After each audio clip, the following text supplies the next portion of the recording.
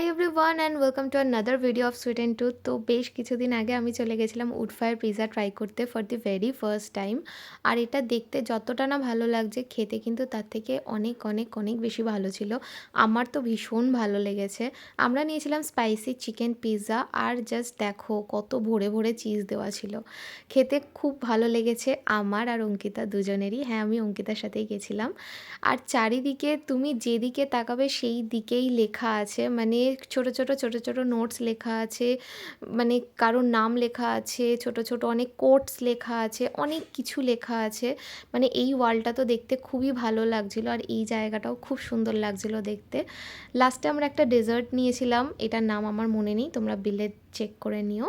But এটা খেতে খুবই ভালো ছিল, এটা কিন্তু একবার ট্রাই করতেই পারো তোমরা। এটার দামও কিন্তু ভীষণ সস্তা ছিল, মানে মাত্র 150 টাকা আই গেস ছিল। আর আইসক্রিমটা খেতে তো খুবই ভালো লাগছিলো, মানে আইসক্রিম দিয়ে এটা খেতে বেশি ভালো লাগছিলো। তো this was Raj Spanish cafe near Park Street metro. Bye, see you in the next one. আর হ্যাঁ, যাওয়ার আগে সাবস্ক্রাইব করে দিও।